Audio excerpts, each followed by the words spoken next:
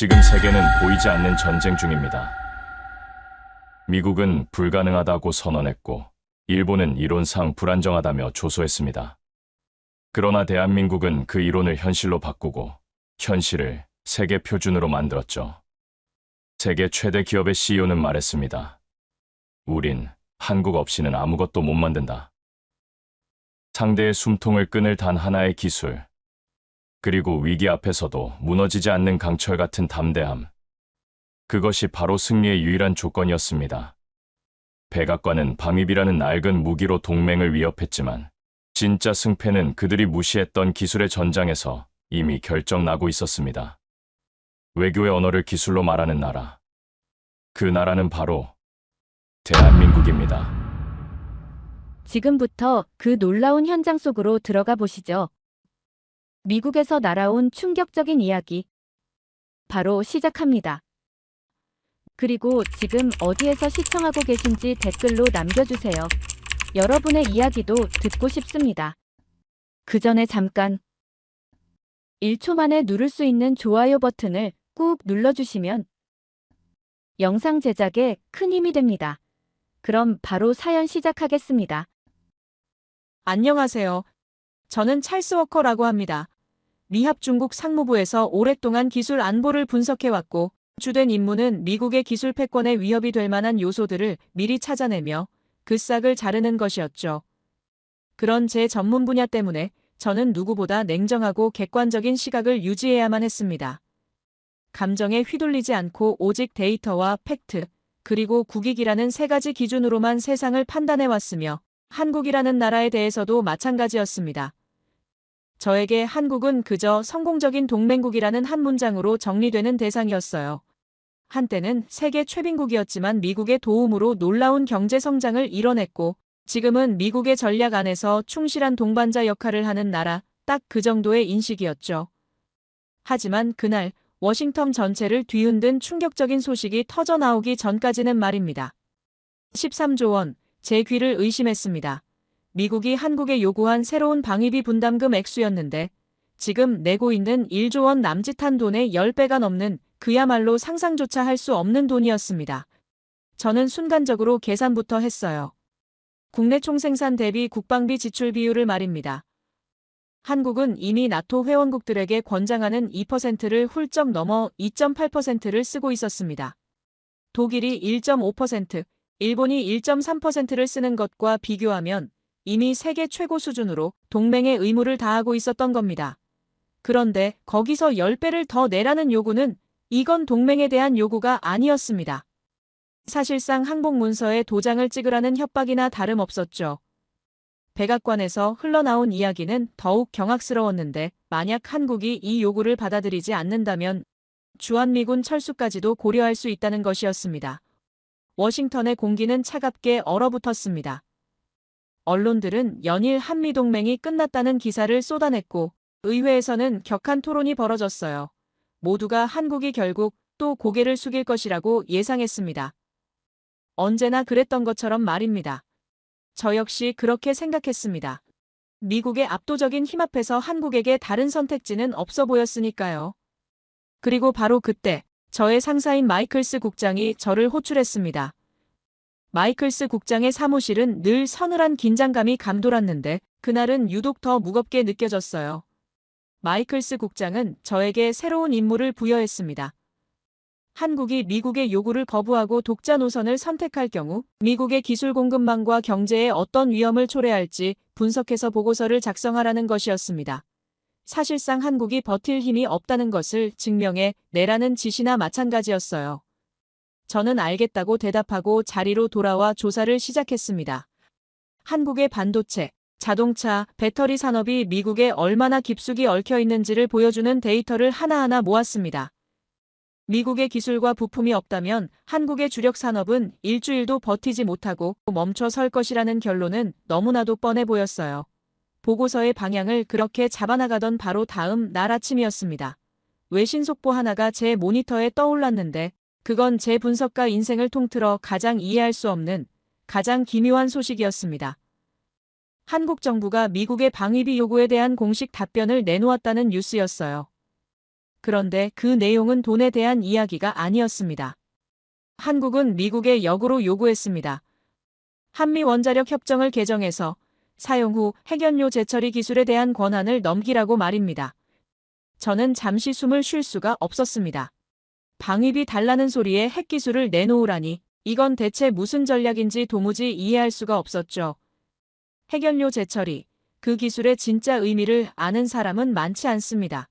사용하고 난 핵연료에서 플루토늄이라는 물질을 다시 뽑아내는 기술인데 이걸로는 원자력 발전소의 연료를 다시 만들 수도 있지만 동시에 핵무기의 핵심 원료를 만들 수도 있습니다. 그래서 미국은 지난 40년 넘는 시간 동안 한국이 그 기술에 접근조차 하지 못하도록 철저하고 집요한 통제를 이어왔던 것이었습니다.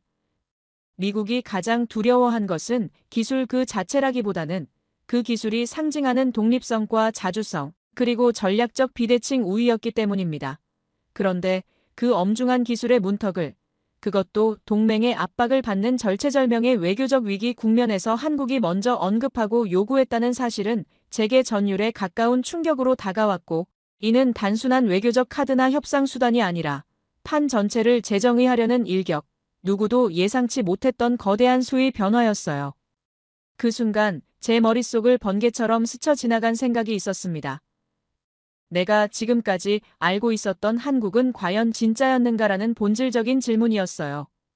데이터와 지표, 협정문과 조약 속에 존재하던 국가로서의 한국이 아니라 역사와 경험, 상처와 분투의 시간을 버텨내며 자신만의 길을 걸어온 살아있는 실체로서의 한국이 존재한다면 나는 과연 그것을 단 한 번이라도 제대로 바라본 적이 있었던가? 한국의 요구는 단순히 핵연료 재처리 기술이라는 물리적 권한을 의미하는 것이 아니었습니다. 그것은 지난 수십 년간 강대국의 영향력 아래에서 숨죽이며 기술과 군사, 외교의 모든 영역에서 자율성보다 수능을 강요받아온 역사에 대한 정산이었으며 더 이상 동일한 조건에서 협상하지 않겠다는 선언과도 같았어요. 그날 이후 저는 밤낮으로 한국에 매달리기 시작했습니다. 마이클스 국장에게 제출해야 할 보고서는 잠시 뒤로 미뤄두었어요. 지금은 그 보고서가 중요한 게 아니었습니다.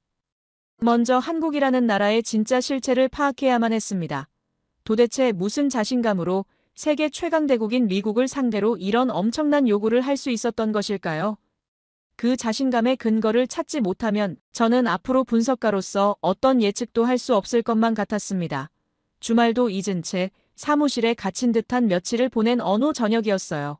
워싱턴의 밤은 무겁고 텁텁했으며 공기마저 지친 사람들의 한숨을 머금고 있는 듯 했습니다. 잠시 머리를 식히고자 저는 늘 가던 라운지, 호텔 스톤 헤이븐의 고풍스러운 홀로 향했는데 100년이 넘는 전통을 자랑하는 이 호텔은 오랜 세월 동안 워싱턴 정계의 은밀한 거래와 결속이 오고 가던 장소로 로비에 놓인 낡은 가죽 소파와 벽난로 옆의 고서적들, 그리고 황동빛 조명이 과거의 흔적을 품고 있었습니다. 하지만 그날따라 라운지의 분위기는 왠지 모르게 어수선했어요. 한쪽 구석에서 들려오는 격앙된 목소리는 공간 전체에 불쾌한 진동을 퍼뜨리고 있었고, 저는 곧 그 소리가 텍사스 출신의 상원 의원 한 명으로부터 비롯되었다는 사실을 알아차릴 수 있었어요. 그는 호텔 지배인을 향해 불만을 쏟아내고 있었고, 그의 손끝이 가리킨 곳에는 10여 년은 좋게 지나 보이는 구형 일본 소니사의 텔레비전이 놓여 있었습니다. 뿌옇게 흐려진 화면은 시야를 방해했고, 반응 속도는 마치 오래된 수동 타자기처럼 느리게 움직였으며 요즘 세대라면 당연히 누릴 수 있는 넷플릭스나 온라인 정보 기능은 전무했습니다. 상원 의원은 낡은 기술에 대한 분노를 억누르지 못하고 어떻게 이런 시설을 그대로 방치할 수 있는지 따져묻고 있었습니다. 이 장면은 마치 한때 세계를 호령했던 일본 기술의 쇠락을 상징적으로 드러내는 듯 했으며 그 앞에서 고개를 끄덕이는 몇몇 인사들의 반응은 더 이상 일본이라는 기술 선진국에 기대를 걸 수 없다는 체념과도 같았죠. 저는 그 장면을 씁쓸하게 바라보다 자리를 털고 일어나려는 찰나 문 밖에서 눈을 끄는 조형물이 시야를 사로잡았습니다. 길 건너편 비교적 최근에 문을 연 듯한 소규모의 부티크 호텔이었습니다. 이름은 더 무궁화, 언뜻 보기엔 화려하지 않았지만 어딘가 절제된 기품과 이국적인 미감이 로비를 감싸고 있었습니다. 그 이름을 보는 순간 제 뇌리에 무궁화가 한국의 국화이며 영속성과 인내를 상징하는 꽃이라는 사실이 떠올랐습니다. 순간적으로 이 작은 호텔 안에는 내가 놓치고 있던 어떤 세계의 실체가 숨쉬고 있을지도 모른다는 예감이 스쳤고 저는 마치 이끌리듯 발걸음을 옮겼습니다.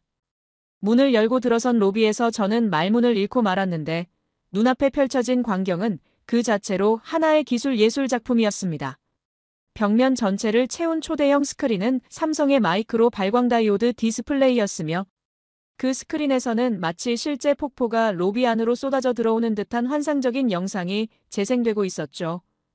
물방울 하나하나가 살아있는 듯 섬세했고 빛과 그림자의 농도가 실제하는 자연의 흐름과 구분되지 않을 만큼 정교했습니다. 그 압도적인 광경 앞에서 사람들은 조용히 서 있었고 일부는 감탄을 감추지 못한 채 사진을 찍거나 촬영에 열중하고 있었습니다.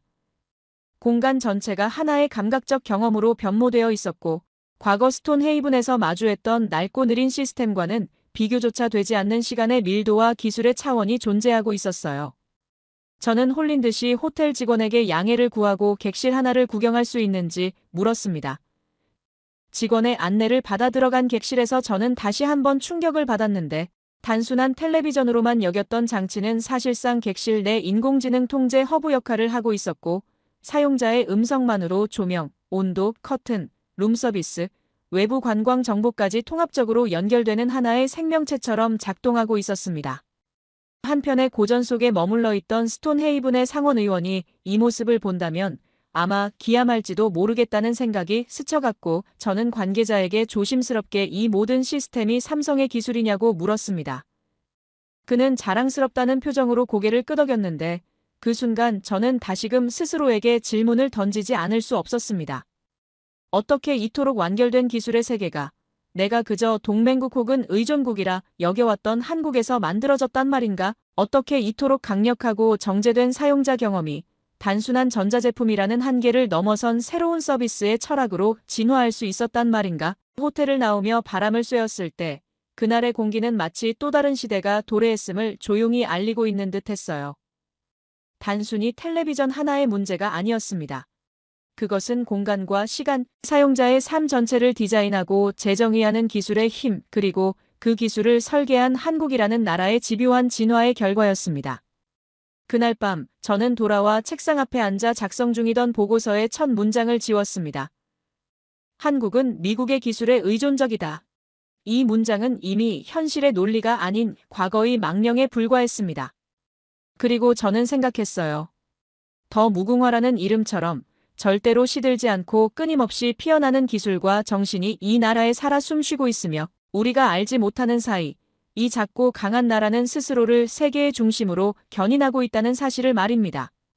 워싱턴 한복판, 가장 보수적이고 전통적인 공간 안에서 일어난 이 조용한 혁신의 파동은 어쩌면 우리가 알고 있는 세계 질서의 균열이 시작되었음을 알리는 미세한 진동이었는지도 모릅니다. 제 안에서 무언가 단단히 잘못되었다는 경고음이 울리기 시작했습니다. 워싱턴의 그 작은 호텔에서 목격했던 압도적인 기술 격차는 단순한 해프닝이 아니었습니다. 그것은 거대한 빙산의 일각이었고 저는 수면 아래에 감춰진 거대한 실체를 확인해야만 했습니다. 상용 기술의 정점에 반도체가 있다는 것은 상식입니다. 저는 산무부의 최고 등급 보안 인가를 활용하여 그동안 당연하게 여겼던 반도체 공급망의 질서를 처음부터 다시 들여다보기 시작했는데 그 중심에는 대만의 TSMC라는 절대 강자가 있었습니다. 지난 수년간 TSMC는 애플, 엔비디아 같은 세계적인 기업들의 물량을 독점하며 그 누구도 넘볼 수 없는 철옹성을 구축해왔죠. 삼성전자는 그 뒤를 쫓는 2인자였지만 특히 최첨단 공정에서는 수율 문제로 고전하며 신뢰를 잃어가고 있다는 것이 워싱턴의 일반적인 평가였습니다. 테슬라의 일론 머스크가 삼성 대신 TSMC의 손을 잡았던 것이 그 대표적인 사례였고요. 저는 바로 이 지점을 파고들었습니다. 일론 머스크가 왜 다시 삼성에게 손을 내밀었는가? 그 이면에는 분명히 우리가 놓치고 있는 결정적인 비밀이 숨어 있을 것이라 확신했습니다. 며칠 밤을 새워 내부 보고서와 데이터들을 분석하던 중 저는 마침내 하나의 문건을 발견했는데 이재용이라는 삼성의 총수가 직접 일론 머스크를 만나기 위해 미국을 방문했을 당시의 비공개 회의록이었습니다. 그 안에는 제가 그리고 워싱턴의 그 누구도 상상하지 못했던 그야말로 기술 패권의 지형을 뒤바꿀 만한 내용이 담겨 있었습니다. 삼성은 단순히 수율을 개선했다는 수준의 이야기를 한 것이 아니었습니다. 아예 게임의 규칙 자체를 바꾸는 새로운 기술을 제시했던 겁니다. 게이트 올 어라운드, 이른바 GAA라는 현존하는 가장 진보된 이 나노 공정 기술이었습니다. 이것은 기존의 기술을 일부 개선하는 수준을 넘어선 완전히 새로운 차원의 기술적 변곡점이었습니다. TSMC조차 아직 안정적인 도입을 장담하지 못하는 그야말로 미래 기술의 청사진이었죠. 일론 머스크는 바로 그 미래에 투자하기로 결정했던 겁니다. 가격이나 안정성 같은 현재의 가치가 아니라 자율주행과 인공지능이라는 테슬라의 꿈을 실현시켜줄 유일한 기술을 선택한 것이었습니다. 그 파트너로 삼성을, 오직 삼성만을 지목한 것이었죠. 저는 온몸에 전율이 흐르는 것을 느꼈습니다. 이것은 2인자의 반격이 아니었습니다. 새로운 시대의 개막을 알리는 선전포고였습니다. 워싱턴의 전문가들이 삼성을 그저 TSMC에 대한 정도로 폄하하고 있을 때 한국은 이미 저 멀리 앞서 나가 다음 시대의 판을 짜고 있었던 겁니다. 제가 경악한 것은 그 다음 문장이었습니다. 일론 머스크는 자신의 소셜미디어를 통해 이번 계약 규모는 시작에 불과하면 실제 생산량은 수배에 달할 것이라고 공언했습니다. 최소 보장 금액만으로도 역대 최대 규모인데 그조차 최소치라는 자신감, 그것은 삼성의 기술력에 대한 일론 머스크의 절대적인 신뢰를 보여주는 증거였어요. 저는 창밖으로 보이는 워싱턴의 야경을 바라보며 깊은 생각에 잠겼습니다. 미국이 그토록 지키려 했던 기술 패권의 균형추가 우리가 모르는 사이에 이미 한국으로 기울고 있었던 겁니다. 반도체에서 받은 충격은 저를 완전히 다른 방향으로 이끌었습니다. 상용 기술과 핵심 원천 기술에서 이 정도의 역량을 가진 나라라면 가장 극비리에 붙여지는 군사 기술은 과연 어느 수준일까? 저는 곧바로 국방부와 중앙정보국의 데이터베이스에 접속하기 시작했습니다. 제 전문 분야는 아니었지만 기술 안보라는 큰 틀에서 군사 기술은 반드시 확인해야 할 마지막 퍼즐 조각이었습니다. 그리고 제가 마주한 데이터들은 저의 굳어있던 머리를 거대한 망치로 내리치는 듯한 충격을 안겨주었습니다. 글로벌 파이어파워, 전 세계 국가들의 군사력을 종합적으로 평가하는 이 지표에서 한국은 세계 5위를 기록하고 있었습니다. 미국, 러시아, 중국, 인도 바로 다음이었습니다. 한때는 원조를 받지 않으면 나라를 지킬 수 없었던 나라가 이제는 영국, 프랑스, 독일, 일본 같은 전통적인 군사 강국들을 모두 발 아래에 두고 있었던 겁니다. 저는 믿을 수가 없어서 세부 항목들을 하나하나 뜯어보기 시작했습니다. 그리고 그 내용들은 더욱 경이로웠습니다. K9 자주포, 이 한국산 명품 무기는 이미 유럽 시장을 석권하고 있었습니다. 포탄 한 발의 오차 범위까지 계산하는 정밀한 기술력과 압도적인 화력 앞에 독일과 프랑스의 자존심은 여지없이 무너져 내리고 있었죠.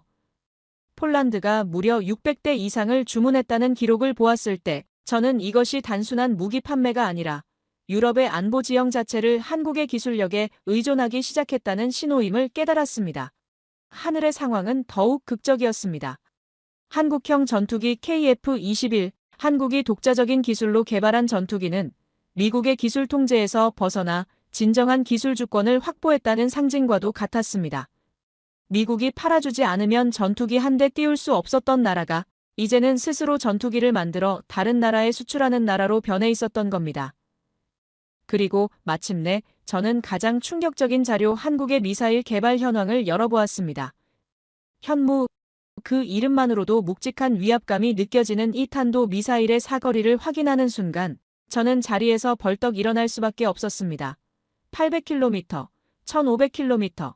저는 보안 단말기의 지도 위에 그 사거리를 그려보았습니다. 중국의 베이징과 상하이는 물론 러시아의 블라디보스토크까지 동아시아의 주요 전략 거점들이 모두 그 사정권 안에 들어와 있었습니다. 이것은 방어용 무기가 아니었습니다. 누구도 한국을 함부로 건드릴 수 없게 만드는 강력한 전략적 억제력이었습니다. 그 순간 마치 잘게 흩어져 있던 수많은 조각들이 정확히 맞물리는 퍼즐처럼 저는 하나의 명확한 구조를 인식하게 되었습니다. 한국이 왜 그 예민한 방위비 협상 테이블 위에 핵연료 재처리 기술이라는 고도의 전략 카드를 올려놓았는지, 그 숨겨진 의도가 단번에 명확해졌던 것입니다. 그것은 결코 허세도 아니었고 추상적인 외교 수사 역시 아니었습니다. 오히려 그것은 정밀하게 계산된 전략적 선언이었으며 동시에 자기 방어와 자율성을 향한 주권 국가의 조용한 반격이었습니다.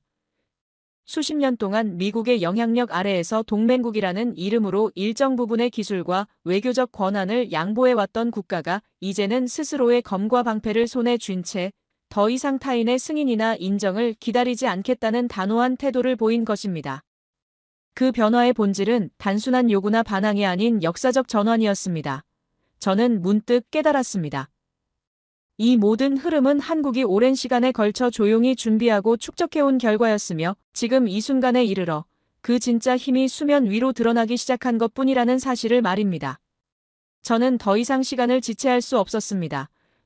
서둘러 보고서 작성을 시작하였고 그 보고서는 마이클스 국장이 원했던 방향과는 정반대의 내용을 담게 되었습니다. 아니, 그것은 단순한 보고서나 데이터의 나열이 아니었습니다. 그동안 워싱턴이 일부러 외면해 온 진실에 대한 증언이었고 동시에 이제 더 이상 회피할 수 없는 현실을 정면으로 직시하라는 정책적 경고장이자 전략적 진단서였습니다. 보고서의 서두에는 이러한 문장을 넣었습니다. 한국에 대한 과도한 방위비 요구와 기술 통제는 더 이상 유효한 전략이 될 수 없다. 그 문장은 이 보고서의 모든 방향성과 핵심을 응축한 선언이었습니다. 저는 이어서 한국 반도체 기술이 미국의 핵심 산업에 얼마나 광범위하게 침투해 있는지를 구체적인 수치와 도표로 증명하였습니다. 단순한 부품 공급이 아닌 전체 생태계와 시스템의 근간을 이루고 있는 기술 의존성을 드러냈으며 미국이 관세라는 낡은 무기를 다시 꺼내든다면 그 타격은 한국의 산업이 아닌 오히려 미국 자국의 스마트폰, 데이터 센터, 전기차 생산 라인 등 핵심 인프라가 먼저 붕괴될 것임을 분명히 했습니다. 하지만 그보다 더 민감하고도 결정적인 부분은 따로 있었습니다. 저는 보고서 후반부에 만약 미국이 주한미군 철수라는 전통적 압박 카드를 다시 테이블 위에 올려놓을 경우 그것이 더 이상 과거처럼 협상력을 높이는 수단으로 작용하지 않을 것이라고 분석하였습니다. 이제의 한국은 과거처럼 미군의 존재만으로 안보를 의존하는 국가가 아닙니다. 이미 자력으로 위기를 억제할 수 있는 전략적 수단을 체계적으로 확보해온 국가, 누구의 도움 없이도 스스로를 방어하고 동시에 지역 전체의 균형을 주도할 수 있는 동북아시아의 전략적 축이 되어 있었던 것입니다. 그리하여 보고서는 한 문장으로 수렴되었습니다. 만약 미국이 한국을 끝내 밀어붙인다면 한국은 더 이상 과거처럼 미국의 해구산 안에만 머무르지 않을 것이다. 그리고 그 결론은 자명했습니다. 이미 세계 최고 수준의 원자력 기술과 독자적인 미사일 능력을 확보한 한국에게 독자적인 핵무장이라는 선택지는 더 이상 상상 속의 이야기가 아니라는 것이 제 결론이었어요. 다음 날 아침, 저는 말없이 손에 쥔 보고서를 가슴에 안은 채 마이클스 국장의 사무실로 향했어요. 문을 열고 들어섰을 때 사무실 안은 늘 그랬듯 정제된 공기와 냉철한 기류로 가득 차 있었으며 탁자 위에는 어김없이 정렬된 보고서들과 서류들이 놓여 있었습니다. 마이클스 국장은 무표정한 얼굴로 제게 손짓했고 저는 준비해온 보고서를 조심스럽게 그의 책상 위에 올려두었는데 첫 페이지를 펼치는 순간 저는 눈을 감지 못한 채 그의 얼굴 표정을 주의 깊게 살펴보았습니다. 처음 몇 장을 넘기는 동안 그의 얼굴에는 별다른 변화가 없었어요. 익숙한 분석 문장을 대하는 듯한 무심함 하지만 페이지가 거듭될수록 그의 입술은 굳어졌고 눈매는 차갑게 좁혀졌으며 손끝에는 분노가 서서히 응집되는 기운이 감지되었습니다. 마침내 마지막 장까지 모두 읽은 그는 말없이 고개를 들었습니다. 한동안 정적만이 흐르는 가운데 그는 눈길조차 돌리지 않은 채 제 존재를 뚫어지게 바라보았어요. 말보다 더 묵직한 침묵이 사무실을 뒤덮었고 공기의 온도는 순식간에 얼음장처럼 식어버렸습니다. 잠시 후 그는 입을 열었습니다. 그의 목소리는 억눌린 분노로 덧칠된 채 이 보고서는 분석이 아니라 이탈에 가깝다고 평가했고 더 나아가 저의 전문성과 판단력, 나아가 미국에 대한 충성심마저 의심의 눈초리로 들여다보았습니다. 그에겐 제가 한국이라는 나라의 기술력에 도취된 채 냉정함을 잃었다는 확신만이 남아있었던 듯했습니다. 그 순간 저는 깨달았습니다. 워싱턴의 시선은 단 한치도 변하지 않았다는 사실을, 그들에게 한국은 여전히 감정적이며 통제하지 않으면 언제든 길을 벗어날 수 있는 예측 불가능한 대상에 불과했어요. 따라서 더 강력한 통제, 더 견고한 압박, 더 날카로운 줄세우기만이 해답이라고 믿고 있는 것입니다. 하지만 그보다 더 놀라운 사실은 그날 오후 국무부 내부 회람을 통해 접하게 된 외교 동향에서 발견되었습니다. 일본 대사관의 고위 외교관들이 백악관과 국무부의 주요 인사들과 연쇄적으로 접촉하고 있었던 사실이 드러났으며 그들의 메시지는 분명했습니다. 한국이 핵연료 재처리 기술을 확보하게 될 경우 동아시아의 전략 균형이 무너질 것이며 이는 미국의 국익에도 심대한 손상을 초래할 것이라는 논리였어요. 그러나 저는 그 이면에 깔린 본심을 너무나도 명확히 꿰뚫어 볼 수 있었습니다. 그것은 국제 질서에 대한 걱정이나 평화의 유지에 대한 우려가 아니었습니다. 단지 지금껏 자신들만이 독점해온 기술적 특권을 한국에게 내어줄 수 없다는 자국 중심적 이기주의와 기득권에 대한 불안감이 만든 일방적 선동에 불과했습니다. 그럼에도 불구하고 그들은 워싱턴의 오래된 기득권 세력에게 매우 설득력 있는 명분을 제공하고 있었으며 그 명분은 정치적 이해관계와 보수적 질서 유지를 원하는 세력에게는 도리어 달콤한 유혹으로 작용하고 있었습니다. 그날 저녁 마이클스 국장은 제게 마지막 통첩을 내렸습니다. 보고서 전면 폐기, 그리고 원래의 지시대로, 즉 한국은 미국의 통제 없이는 자립할 수 없다는 전제를 토대로 새로운 보고서를 작성하라는 명령이었어요. 그는 덧붙였습니다. 만약 이에 따르지 않는다면 제 경력은 물론 상무부에서의 존재 자체가 사라질 것이라고 경고했습니다. 저는 그 자리에서 한마디도 할 수 없었습니다. 마치 거대한 벽 앞에 홀로 선 듯한 막막함, 아무리 외쳤다 한들 돌아오는 메아리조차 없는 거대한 구조물의 심장부에 저는 혼자 내던져져 있었던 것입니다. 그때 느꼈던 감정은 단순한 두려움이나 분노가 아니었습니다. 그것은 진실을 보고도 외면하는 시스템에 대한 깊은 회의, 그리고 한 나라의 실체를 목도하고도 끝내 부정하려는 문명의 오만함에 대한 절망이었습니다. 저는 거대한 벽 앞에서 완전히 혼자가 된 기분이었습니다. 저는 그날 밤 잠 한숨 자지 못하고 깊은 고민에 빠졌습니다. 지난 20년간 쌓아온 모든 것을 버리고 불명예스럽게 쫓겨날 것인가? 아니면 제 양심을 속이고 거짓된 보고서를 작성하여 워싱턴의 거대한 착각에 동조할 것인가? 하지만 제 눈앞에는 호텔 로비에서 보았던 삼성의 압도적인 디스플레이와 일론 머스크가 극찬했던 반도체 기술, 그리고 베이징을 향하고 있던 현무미사일의 궤적이 선명하게 떠올랐습니다.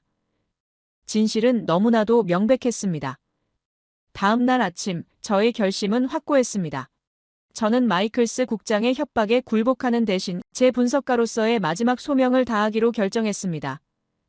저는 과거 국방부에서 함께 일했던, 지금은 백악관 국가안보회의에서 일하고 있는 옛 동료에게 비밀리에 연락을 취했습니다. 그리고 저의 모든 것을 건 마지막 보고서, 원본을 그에게 전송했습니다.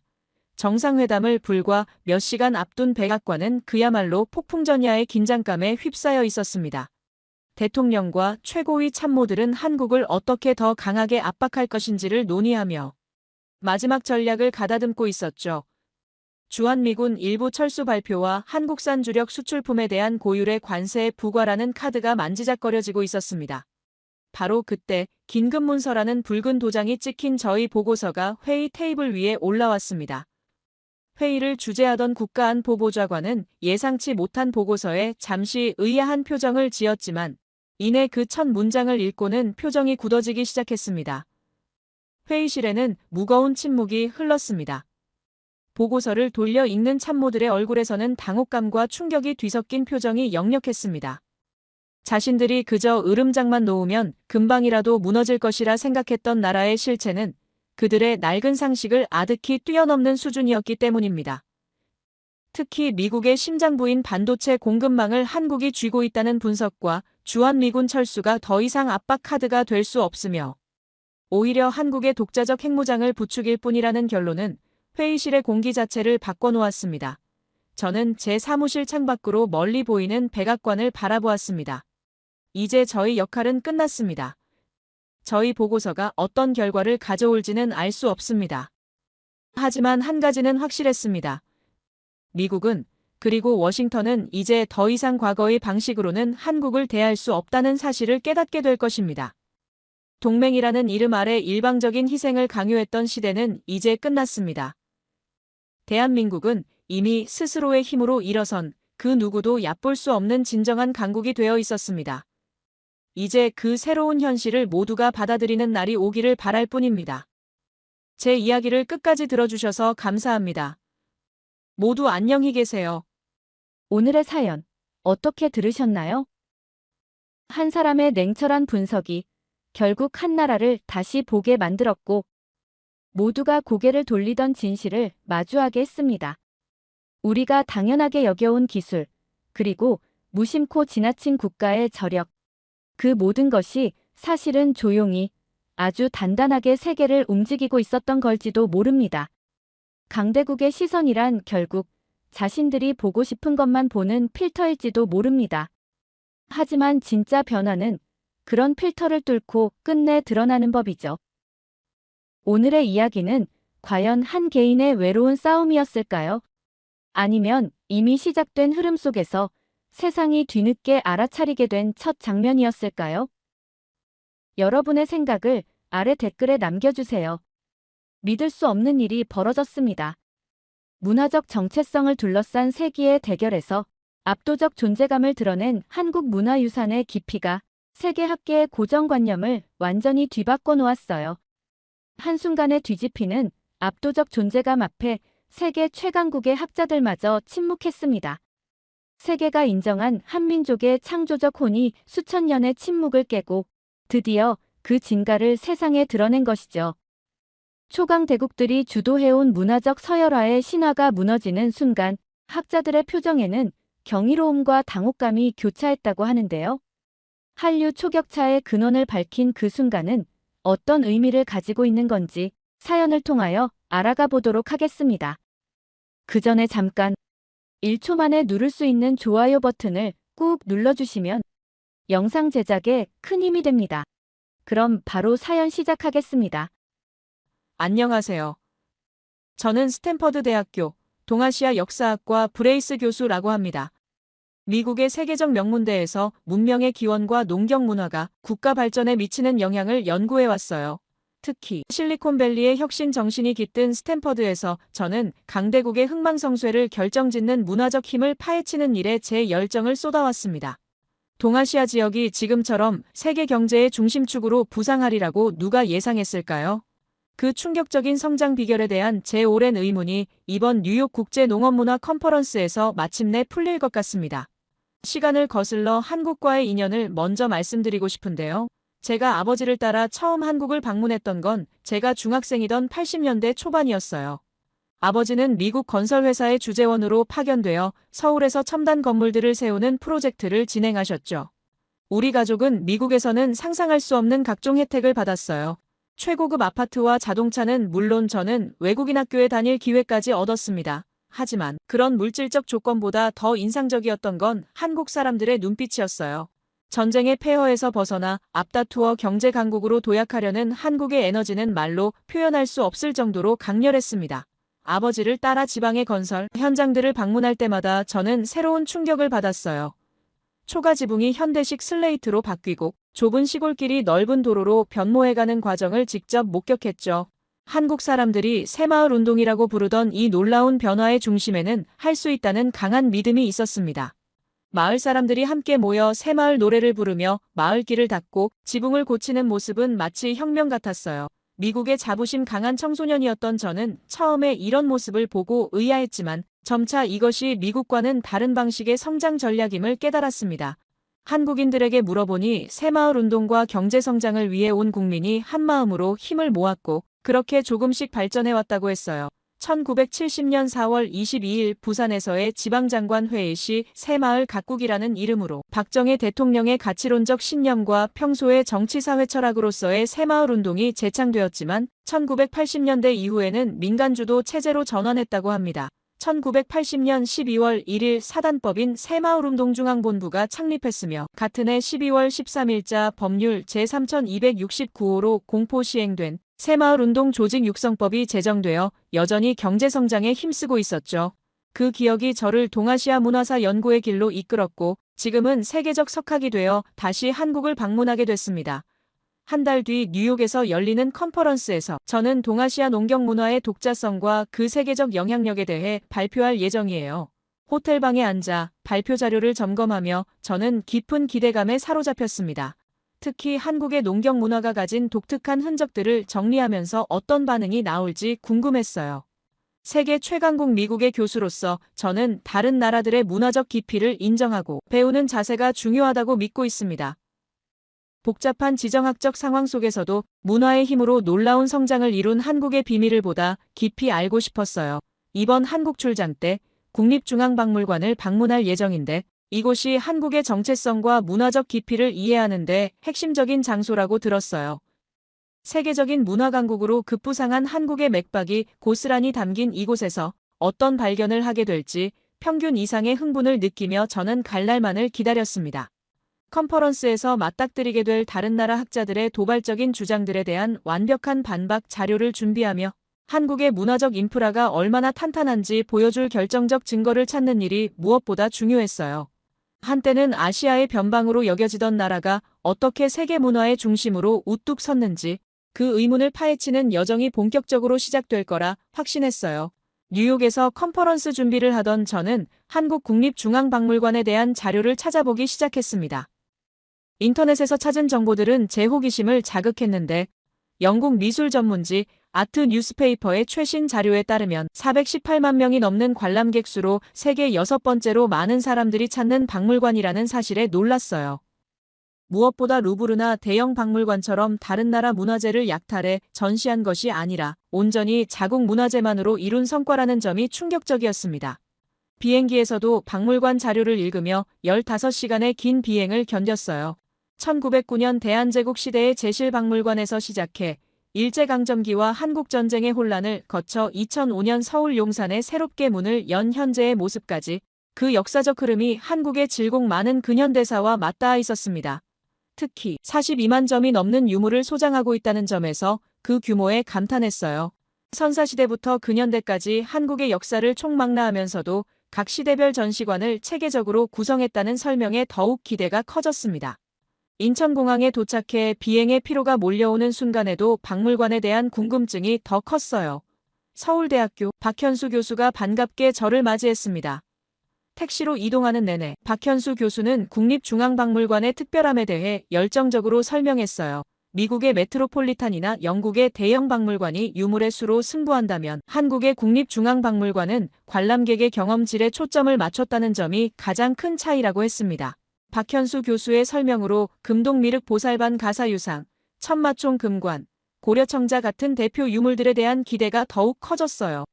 그 중에서도 금동미륵 보살 반가 사유상이 전시된 사유의 방에 대한 이야기는 제 상상력을 자극했습니다. 단 한 점의 유물을 위해 특별히 설계된 공간은 유물에 대한 설명을 길게 써놓는 대신 공간 자체가 관람객에게 사유의 의미를 직접 경험하게 한다는 접근법이 너무 신선했어요.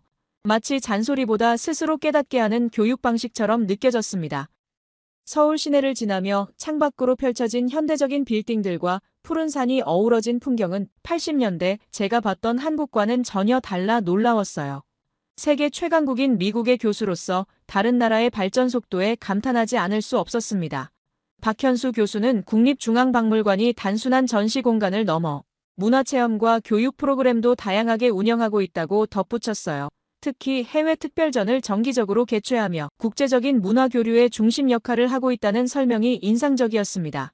박현수 교수는 국립중앙박물관의 또 다른 매력으로 박물관 굿즈를 언급했어요. 전통 유물을 모티브로 한 감각적인 디자인의 상품들, 반가사유상 무드 등부터 고려청자 핸드폰 케이스, 삼국시대 금관, 핀 배지까지 다양한 상품들이 외국인 관광객들에게 큰 인기라고 했습니다.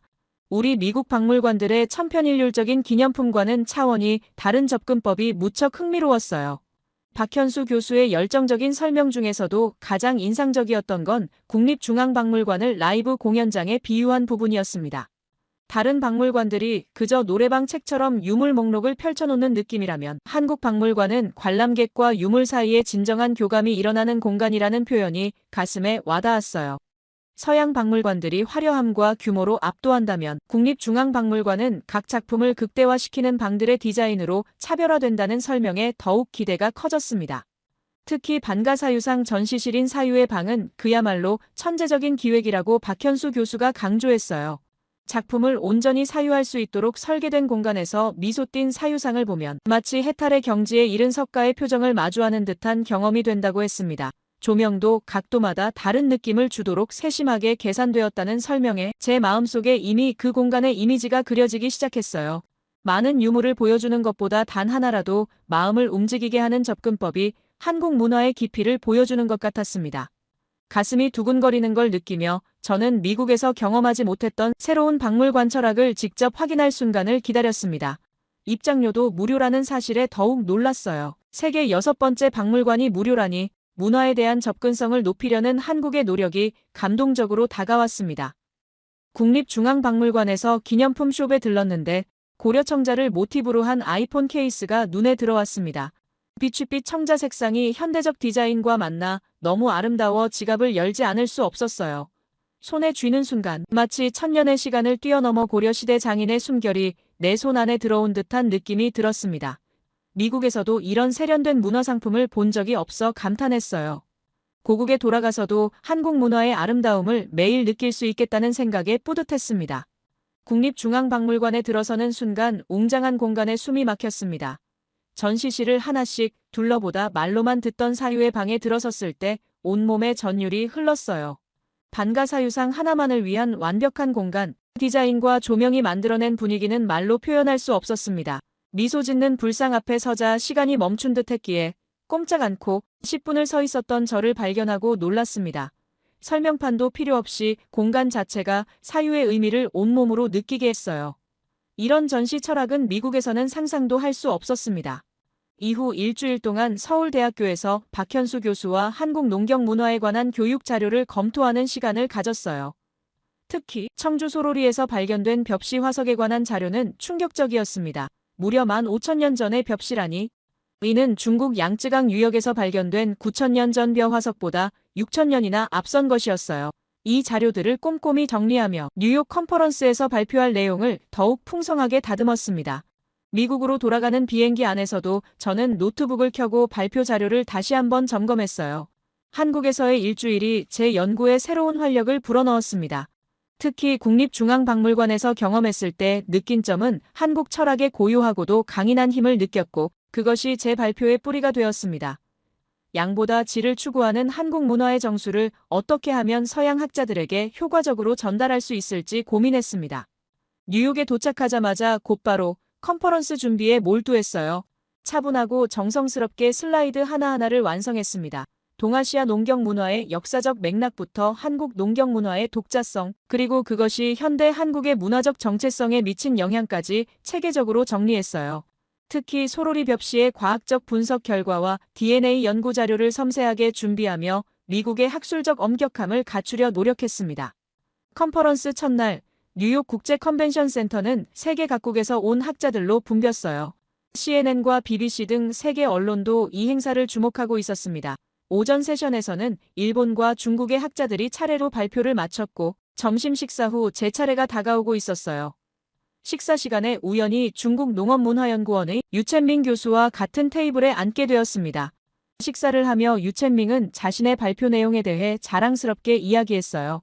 그런데 갑자기 그의 입에서 터무니없는 주장이 나오기 시작했습니다. 한국의 농경 문화는 모두 중국에서 전파된 것일 뿐이며 한국 고유의 농경 문화란 존재하지 않는다는 황당한 주장이었어요. 그 중에서도 한국의 소로리 벽시 연구 결과를 신뢰할 수 없다며 조롱하듯 말했습니다. 식탁 주변이 순식간에 싸늘해졌어요. 다른 학자들의 시선이 저희 쪽으로 쏠렸습니다. 유첸밍은 계속해서 한국 문화의 독자성을 부정하며 더 나아가 김치와 한복, 심지어 비빔밥까지도 모두 중국 문화의 변형이라고 주장했어요. 학술 컨퍼런스에서 이런 식의 근거 없는 발언이 나오다니 너무 황당했습니다. 가슴속에서 분노가 치밀어 올랐지만 겉으로는 최대한 침착함을 유지하려 노력했어요. 서양 학자로서 동아시아 문화 논쟁에 끼어드는 것이 조심스러웠지만 지난 일주일간 한국에서 보고 배운 것들이 머릿속을 스쳐 지나갔습니다. 특히 국립중앙박물관의 사유의 방에서 느꼈던 감동과 한국 문화의 깊이를 떠올리니 이대로 침묵할 수 없다는 생각이 들었어요. 유첸밍의 발언이 계속될수록 테이블에 앉은 다른 학자들의 불편한 기색이 역력했습니다. 일본 학자들조차 의아한 표정을 짓고 있었어요.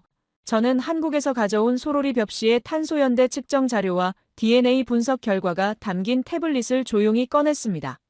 오후 발표에서 공개할 예정이었던 자료들이었지만 지금이야말로 이 자료가 필요한 순간이라고 느꼈어요. 점심시간이 끝나갈 무렵 유첸밍은 마치 승리자처럼 자리에서 일어났습니다. 그의 얼굴에는 오만한 미소가 번졌어요. 저는 그가 자리를 뜨기 전에 조용히 말했습니다. 뉴욕의 쌀쌀한 가을 공기 속에서도 제 목소리는 단단했어요. 오후 세션에서 모두에게 한국 농경 문화의 진실을 보여주겠다는 약속과 함께 이제 과학적 증거 앞에서 학문적 정직함이 시험받을 것이라는 점을 강조했습니다. 컨퍼런스장으로 돌아가는 길, 제 손에는 한국에서 구입한 고려청자 핸드폰 케이스가 꼭 쥐어져 있었어요. 그 차가운 감촉이 마치 제게 용기를 주는 듯 했습니다. 발표 시간이 다가올수록 가슴이 뛰었지만 진실을 밝힐 기회라는 생각에 오히려 흥분됐어요.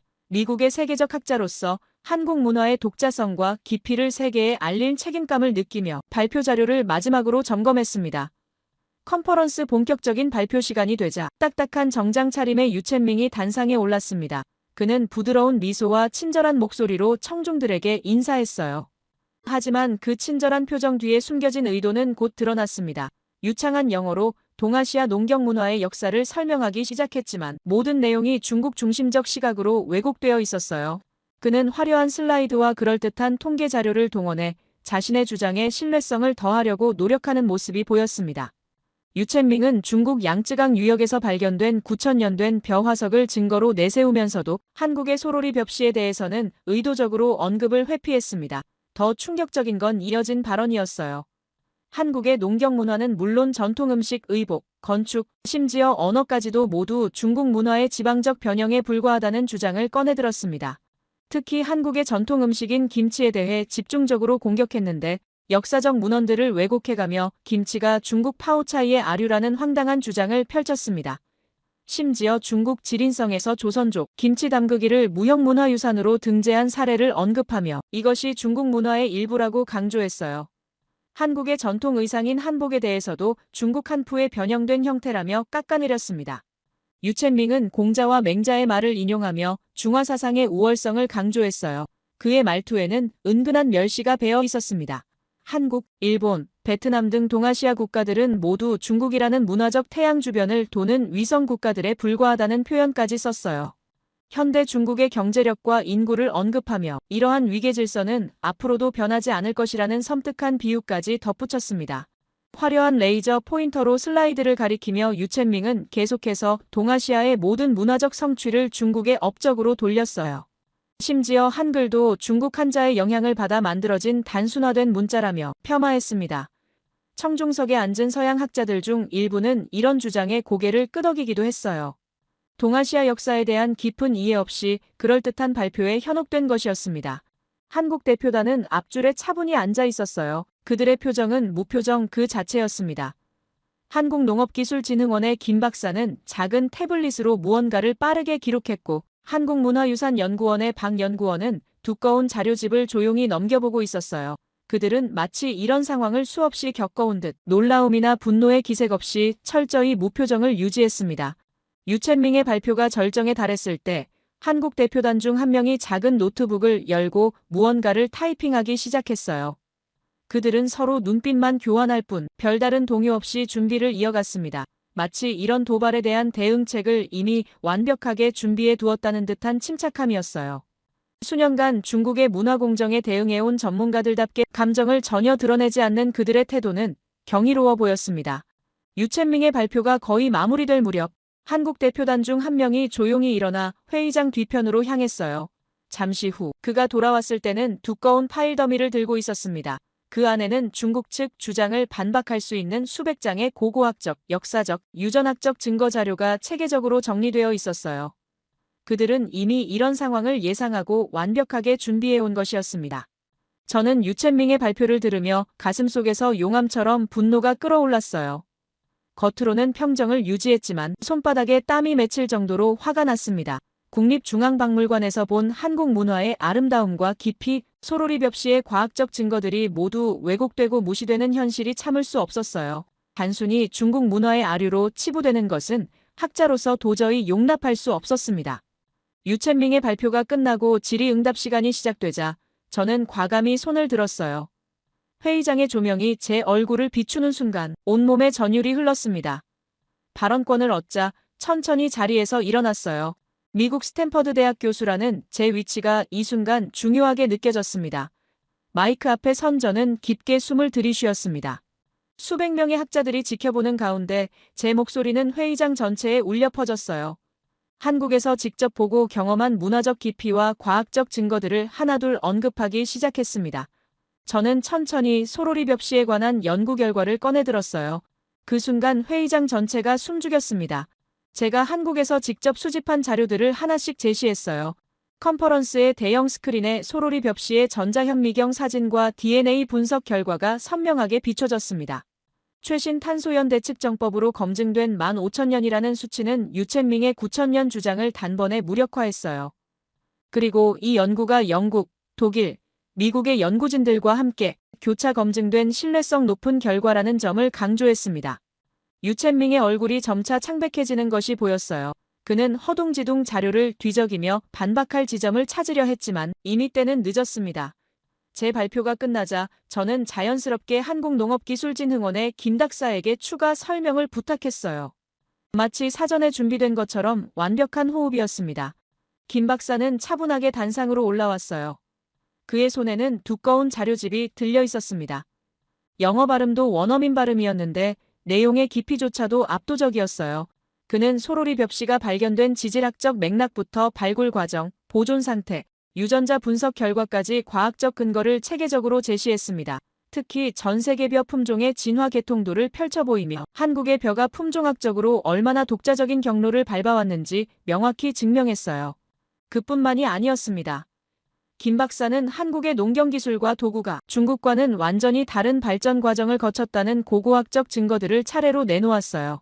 3,000년 전 한반도에서 사용된 농기구들이 중국의 것과 얼마나 다른지 비교 사진을 통해 보여주었습니다.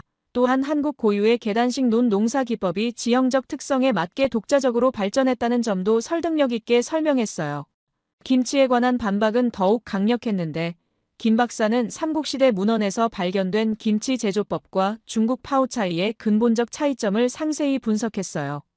발효 과정의 미생물학적 차이부터 재료, 양념, 보존 방식까지 완전히 다른 음식임을 과학적으로 증명했습니다. 중국의 중앙아시아 국경 지역에서는 김치와 유사한 발효식품이 전혀 발견되지 않는다는 점도 강조했어요. 자료 제시가 계속될수록 각 나라 대표들의 표정이 변해갔습니다. 처음에는 의아한 표정이던 서양 학자들이 이제는 고개를 끄덕이며 공감을 표했어요. 반면 유첸밍의 표정은 점점 일그러졌습니다. 그는 자리에서 벌떡 일어나 발언권을 요청했어요. 회의장을 주관하던 미국 학회장은 공정성을 위해 그에게 마이크를 넘겼습니다. 유첸밍은 목소리를 높이기 시작했어요. 하지만 이전의 자신감 있는 태도는 온데간데 없고 감정적인 발언들만 쏟아냈습니다. 그는 중국의 5,000년 역사와 세계 2위 경제대국이라는 현실을 언급하며 권위에 호소했어요. 한국의 연구 결과를 믿을 수 없다며 자국의 역사교과서와 공식 출판물들을 근거로 제시했지만 이는 과학적 증거가 아닌 자국 중심적 해석에 불과했습니다. 유첸밍의 발언이 길어질수록 그의 주장은 더욱 치졸해 보였어요. 그는 마지막 수단으로 중국 정부가 김치와 한복을 자국의 문화유산으로 등재했다는 정치적 사실을 끌어들였습니다. 하지만 이는 오히려 역효과였어요. 그의 발언이 학술적 논쟁이 아닌 정치적 주장에 가깝다는 것을 스스로 증명하는 꼴이 되었습니다. 그의 목소리가 떨리기 시작했고 얼굴은 붉게 달아올랐어요. 회의장의 공기가 무거워지자 저는 다시 손을 들어 발언권을 요청했습니다. 유첸밍의 발악이 끝나고 마이크가 제게 넘어왔어요. 저는 미국인 학자의 객관적 시각을 강조하며 말문을 열었습니다. 지난 50년간 동아시아 문화를 연구해온 제 경험을 바탕으로 문화의 정치화가 얼마나 위험한지 지적했어요. 특히 바로 얼마 전 방문한 국립중앙박물관에서의 경험을 다시 언급했습니다. 제가 본 한국 문화의 깊이와 철학적 접근은 단순한 모방이나 전파로 설명할 수 없는 것이었어요.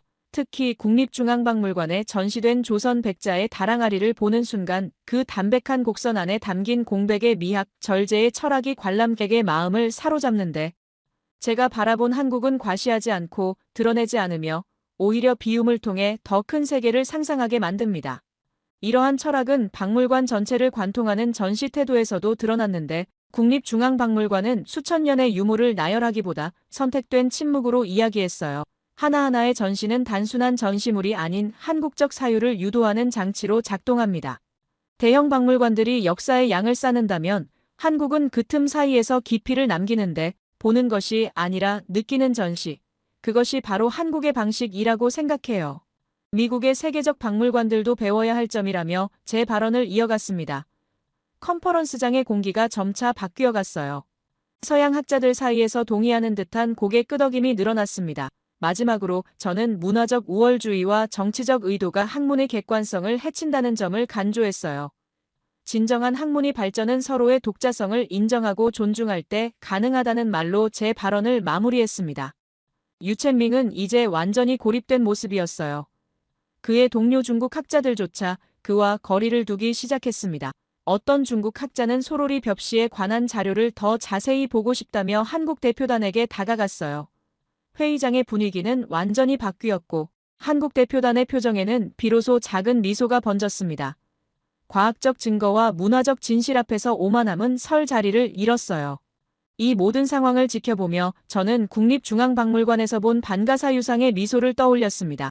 감정적 대응 대신 진실과 증거로 승부하는 한국 대표단의 모습에서 진정한 문화적 자신감을 느낄 수 있었어요. 그리고 그것이야말로 제가 평생 추구해온 학문적 정직함과도 일치했습니다. 미국의 학자로서 저는 그날 진실의 편에 섰다는 자부심을 느꼈어요. 맨해튼의 고급 카페에서 저는 하버드와 예일에서 온 동료 교수들과 함께 커피를 마시며 최근 컨퍼런스 경험을 나누고 있었습니다. 그들은 유첸민과의 논쟁에서 제가 보여준 침착함을 칭찬했지만 제 관심사는 이미 다른 곳에 있었어요. 핸드폰을 꺼내 국립중앙박물관 웹사이트를 열며 저는 그들에게 한국 문화의 진정한 깊이에 대해 이야기하기 시작했습니다. 여러분, 제가 방문한 국립중앙박물관은 단순한 박물관이 아닌 문화적 혁명의 현장이었어요. 제 말에 동료 교수들이 호기심 어린 눈빛으로 다가왔습니다. 저는 핸드폰으로 박물관 굿즈숍 페이지를 보여주며 그들의 눈을 사로잡았어요. 특히 삼국시대 금관을 모티브로 한 핀배지 사진에 그들은 탄성을 내뱉었습니다. 고대 왕관의 정교한 디테일이 현대적 액세서리로 재탄생한 예술적 감각에 모두가 감탄했어요. 이건 신라의 미소라 불리는 얼굴무늬 수막새를 활용한 소스볼 세트예요. 핸드폰 화면을 넘기며 설명했습니다. 고대 기와의 미소 짓는 얼굴이 현대 식탁 위 실용품으로 변신한 모습에 동료 교수들의 눈이 휘둥그레졌어요. 한 명은 즉시 구매 링크를 물어볼 정도로 빠져들게 되었습니다. 하지만 최고의 반응은 반가사유상, 무드 등 사진을 보여줬을 때 나왔어요. 국보급 예술품의 은은한 조명 효과에 실내 분위기를 완전히 바꾸는 압도적 존재감이 느껴졌습니다. 미국 박물관들의 기념품 숍은 왜 이런 수준의 상품을 내놓지 못하는 걸까요? 하버드 동료가 진지하게 물었을 때 저는 그것이 단순한 상품 개발의 문제가 아니라 문화를 바라보는 근본적인 시각 차이에서 비롯된다고 설명했어요. 국립중앙박물관은 문화유산을 박제된 유물이 아닌 현대인의 일상과 자연스럽게 호흡하는 살아있는 자산으로 이해했기 때문이었습니다. 커피를 마시며 저는 국립중앙박물관이 이룩한 역사적 쾌거에 대해 동료 교수들에게 이야기해줬는데 세계 6번째 관람객 수를 기록하면서도 입장료가 완전 무료라는 점, 대형 박물관이나 루브르와 달리 오직 자국 문화재만으로 이런 성과를 이룩했다는 점이 동료들에게는 충격적인 사실이었습니다. 특히 전쟁과 식민 지배의 아픔을 겪으며 문화재 대부분을 잃었음에도 불구하고 이룬 성취라는 점에서 더욱 값진 것이었어요. 여러분은 K-팝이나 한국 영화의 세계적 성공을 우연이라고 생각하나요? 제 질문에 동료들은 고개를 갸웃했습니다. 저는 계속해서 설명했어요. 한류 정복의 배경에는 수천 년간 이어온 문화적 자신감과 창의성이 있습니다. 국립중앙박물관은 그 문화적 DNA의 원천을 보여주는 곳이죠. 동료들의 표정이 진지해졌고 저는 문화의 깊이가 어떻게 초격차 경쟁력으로 이어지는지 설명했습니다. 그리고 저는 미국 박물관계가 배워야 할 한국 박물관의 혁신적 접근법에 대해 강조했어요. 수많은 유물을 나열하는 대신 관람객의 마음에 깊은 인상을 남기는 공간 설계, 전시품과 관람객 사이의 감정적 연결을 중시하는 철학은 미국의 거대 자본으로도 쉽게 이룰 수 없는 문화적 지혜였습니다. 이는 단순한 미학적 차이가 아닌 문화를 이해하는 근본적인 관점의 차이였어요. 유첸밍의 오만했던 모습을 떠올리며 저는 한 가지 교훈을 전했습니다. 문화적 자부심은 타문화를 부정하거나 지배하려 할 때가 아니라 자신의 고유함을 깊이 이해하고 창의적으로 발전시킬 때 진정한 가치를 발휘합니다. 이 말에 동료 교수들이 깊이 고개를 끄덕였어요. 미국이 세계 최강국임에도 불구하고 다른 문화의 깊이와 다양성을 존중하고 배울 때 더욱 풍요로워질 수 있다는 성찰이었습니다. 카페를 나서며 동료들은 자신들의 다음 아시아 방문지로 한국국립중앙박물관을 꼭 추가하겠다고 약속했어요.